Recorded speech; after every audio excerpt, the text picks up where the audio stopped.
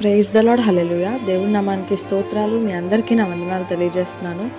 ఈ దినం కొరకు దేవుడు సిద్ధపరిచినటువంటి మాటలు, ప్రియ సహోదరి సహోదరుడా, ఈ దినం పరిశుద్ధాత్మ దేవుడు యేసుప్రభులు వారు అప్పగించబోయే రాత్రి ఆ సమయంలో శిష్యులకు ఈ మాట మాట్లాడారు. మీరు శోధనలోకి పడకున్నట్లు ప్రార్థన చేయుడి అని చెప్పి ఈ ఒక్క మాట చెప్పి గెత్సెమనే తోటలోకి ప్రార్థన చేయడానికి వెళ్ళారు. ఈ మాట ద్వారా దేవుడు నీతోనే మాట్లాడాలని అనుకుంటున్నారు. యేసుప్రభులు వారు శోధనలో పడకుండా నిత్యము తండ్రితో ఒంటరిగా ప్రార్థన చేయడానికి సమయాన్ని ప్రతిరోజు గడిపేవారు. అది కూడా కొద్దిసేపు మాత్రమే కాదు, ఎంతసేపు కుదిరితే అంత ఎక్కువసేపు ప్రార్థనలో తండ్రితో విజ్ఞాపన చేస్తూ ఉండడానికి సమయం ఎక్కువ గడిపేవారు. అందుకోసమే దేవుడు ఎంత శోధన వచ్చినా కానీ యేసుప్రభు జయిస్తూ వస్తూనే ఉన్నారు. చివరి వరకు, మరణాన్ని గెలిచేంత వరకు ప్రార్థన చేస్తూ ఆ శోధనను ఎదుర్కొంటూ మరణం నుండి తిరిగి లేచారు. అదే రీతిగా శిష్యులైనటువంటి పేతురు, యోహాను, ఇంకా ఇతర శిష్యుల్ని మనం చూసుకున్నట్లయితే వారు కూడా ప్రార్థన చేస్తూ పరిశుద్ధాత్మను పొందుకున్నారు. పొందుకోవడమే కాకుండా పరిశుద్ధాత్మ ద్వారా అనుగ్రహించబడినటువంటి బహుమతులను బట్టి పరిచర్యను విస్తరింపజేయడానికి వారు ఎంతో ప్రయత్నిస్తున్నారు. వారికి శోధనలు రావనుకుంటున్నారా? లేదు, శోధనలు ఎంతో ఎక్కువగా వస్తున్నాయి.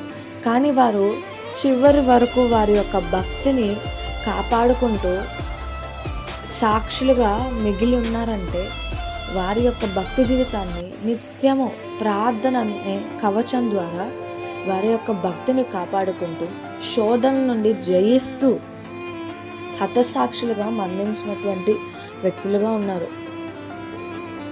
అదే రీతిగా ఈ దినం నీవు కూడా నీ యొక్క ఆత్మీయ జీవితంలో నీవు బలంగా ఉన్నప్పటికీ, ప్రార్థన చేస్తున్నప్పటికీ, మనసులో స్తుతులు చెల్లిస్తున్నప్పటికీ, కానీ నీ యొక్క శరీరం అనేది చాలా బలహీనంగా ఉంది. అలసిపోవచ్చు, శోధనలో శరీరీచలకి కృంగిపోవచ్చు, లోనైపోవచ్చు, పడిపోవచ్చు.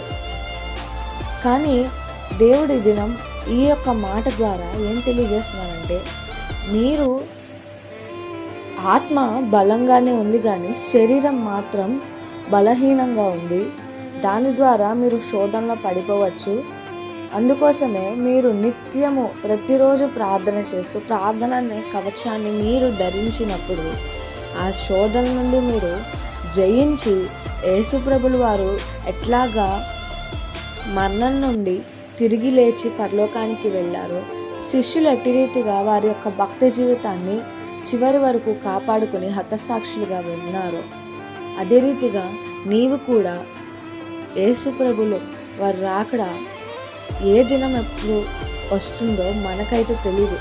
కానీ ప్రతి దినం నీవైతే నీ యొక్క ఆత్మీయ జీవితాన్ని నిన్ను ఒక ప్రార్థన కవచం అనే దాన్ని బట్టి నీవు నిత్యము ప్రార్థన చేస్తూ నీవు శోధనలో పడకుండా నీ యొక్క శరీరాన్ని, నీ యొక్క ఆత్మీయ జీవితాన్ని నీవు చివరి వరకు కాపాడుకున్నట్లయితే నీవు కూడా ప్రతి విషయంలో, ప్రతి ఒక్క శోధనలో జయించే వ్యక్తిగా నీవు ఉంటావు.